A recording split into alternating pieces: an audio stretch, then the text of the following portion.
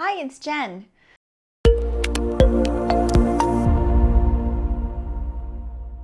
Honesty is a virtue that is highly regarded and often said to be the foundation of building strong relationships. When someone is honest, they are thought to be fair, straightforward, and that they adhere to the facts. They conduct themselves with sincerity and integrity and can be expected to be truthful and trustworthy. We desire to have others be honest with us and know that our honesty with them is in turn appreciated. But what about being honest with ourselves? It can be argued that the most important relationship we'll ever have is the one we have with ourselves. So why is there such little weight put on the significance of self-honesty? We hear others tell us to suck it up and move on, or shake it off, you'll be fine. And while yes, this idea is helpful to help us push past small irritations and obstacles, but what about when we make bigger decisions or deal with more significant challenges or face situations that really shake and test us? Let's first define what it really means to be self-honest. And when I say this, I mean that when we are being self-honest, we acknowledge, accept, and reconcile our feelings with our thoughts and actions. Acknowledge, accept, and reconcile our feelings with thoughts and actions. We first must identify how we truly and honestly feel, allow ourselves to feel those feelings without any judgment, and then align our actions and thoughts with those feelings. In our most natural states, we are meant to feel joy and a sense of peace, but everyone has their days or moments when they don't feel this way. If you're anything like me, you've said, "I'm fine," when someone asks you if you're all right, even though you know that you're not. This untrue statement of "I'm fine" is not being self-honest because thoughts or words are not reconciling with our true feelings. There's a conflict between what we're feeling and what we're outwardly expressing. Maybe you're having a rough day. Maybe you're stressed or frustrated, angry, or even sad. But to say, "I'm fine," is an easy way to dismiss the small talk, or worse yet, is being said out of habit. These lower energy feelings that we're experiencing, the guilt, fear, insecurity, and so forth, they arise because our mind is experiencing an inner conflict. How we feel or what we think may not match or align with the imposing ideas of society, our families, or religions, or cultures. So our energetic state of peace becomes disrupted, and thus we experience these feelings. We may habitually say, "I'm fine," because it would feel awkward to share or say, "Actually, I'm having a rough day, but I'm working through it," because it's a common greeting for people to say, "How are you?" or "How's it going?" without really asking out of care or legitimate concern. But as I've said before, what other people say or do is not our concern or for us to control. The only thing we are responsible for is how we respond. And in moments like these, I suggest that we try bringing more honesty. In past trainings in many entrepreneurial circles, I've heard the advice, "Fake it until you make it." And as a naive and inexperienced person, I'd followed that advice for a time, until I realized that doing so made me feel like a fraud. I'd been told to respond to questions of "How's it going?" with "Everything's fantastic," or "What's new?" with "Everything," as a ploy to seem interesting, to fake the fact that I had it all together. And while that may work for some people, it felt so unnatural to me. I felt deceitful, phony, and slimy. It made me feel like who I wasn't really enough, which ended up making me feel even worse. Being self-honest is about being really you, who you are and what you believe, instead of simply conforming and doing what's expected of you.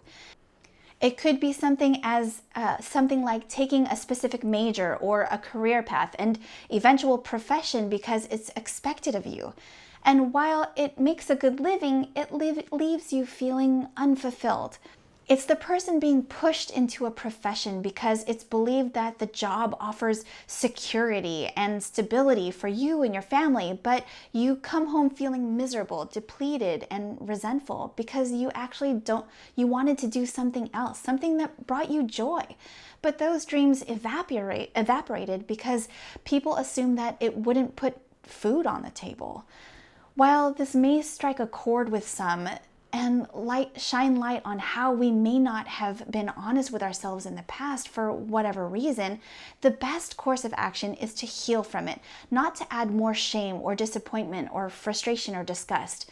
When we can acknowledge our own mistakes and shortcomings in any situation without blaming anyone else, we can take responsibility for our life. When we know with complete certainty that the person fully responsible for our life is no one else but ourselves, there's no expectations on others.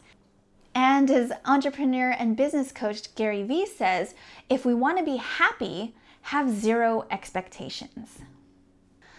Being able to accept our limitations and capabilities in all situations also helps us to let go and to not hold on too tightly to our desired outcomes. For example, if one knows that they're not a professional mountain climber and in fact have never climbed a single mountain, being able to accept one's limitations and capabilities means that they know and understand that it would be highly unlikely to be able to summit Mount Everest in just a few hours on their very first try. When we can release these expectations, we're free to simply be present in the current experience instead of in our heads concerned about a future that we cannot control. And in fact, the idea that we can control anything is pointless beyond controlling ourselves because, again, the idea of control sets us up for expectations, expecting an outcome, expecting a behavior, expecting a result. In letting go of expectations and the idea of control, we can allow ourselves to be free of worry because we are no longer attached. Being self-honest provides us with the opportunity to do what we do because we love it, to say what we say because we mean it, and enjoy what we want because we love it. In short, being self-honest allows us to be sincere in everything we think, say, and do. Imagine what life would be like for a moment if we lived completely authentically. You were simply you, without trying to fit into any mold or expectations of others. Really take a moment to let that feeling come over you. Not worried about what others think, you living the truest expression of you and meeting others in the truest expression of themselves. Living this way doesn't necessarily mean that one doesn't experience resistance or have to follow societal rules. What it does mean is that the life experience changes. The way we view, interact, and live life changes. New opportunities present themselves, new people enter our lives, and those not meant to continue on with us can be released. So we no longer have to give energy to those relationships that don't fill our cups. The beauty of being self-honest is that we can do this. We can find our tribe, the people who really get us, support us, and have had similar experiences, and can better and more fully understand us. We feel seen, we feel heard, we feel understood, we feel our significance. When one can experience this, joy multiplies. When we can be fully sincere, we show up more authentically and as more genuine. Rumi says, "That which is false troubles our heart, but truth brings joyous tranquility."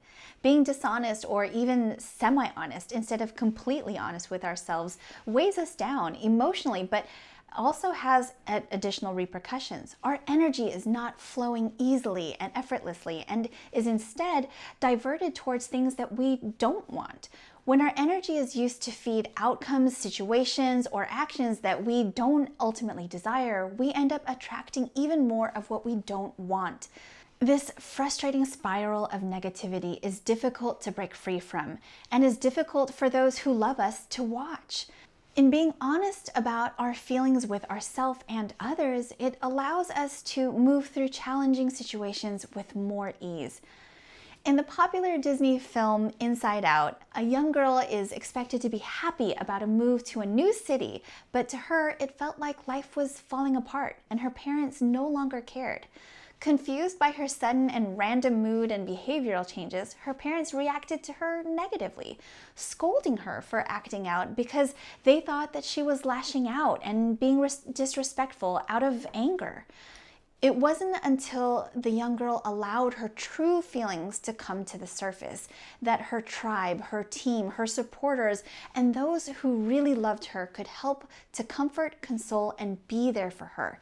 When she could be honest, they could hold space for her and even allow her the time to heal. We're reminded that life isn't a competition, and it's important to know that neither are our emotions. Talking about our feelings, or even just feeling them, wasn't something that was common in my house when I was growing up. All there was time for, and the only matter to focus on, was to get it done so that we could move on and move forward. The mentality was progress, and the action was go. In being self-honest, we allow space for us to really get to know and understand our feelings, and with that, be able to grow our emotional intelligence. Just as the young girl from our earlier example couldn't express how she actually felt about the move if her focus was on go mode, those who care for her didn't know how to appropriately support her emotional needs. When we slow down to listen and take the time to be honest with ourselves, our feelings can teach us something, allowing us to make better decisions and therefore move more consistently and clearly in the direction of the life we desire. And while we may not feel happy or carefree 100% of the time, something that definitely helps to improve our feelings is to be grateful. Practicing gratitude every day teaches our brain to actively seek out and recognize where we can be appreciative in life. And when we focus on looking for the good, we find more and more of it, because what we look for, we'll definitely find. Know that your feelings are valid and worthy of attention, because there is no such thing as a right or wrong way to feel. It's simply how you be and your experience in the moment. Being honest with yourself allows room for those feelings to come up, through, and out, so that nothing feels repressed or trapped inside of our bodies.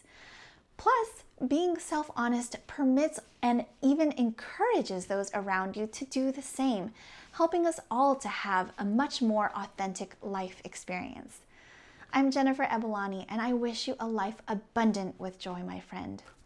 Cheers to you.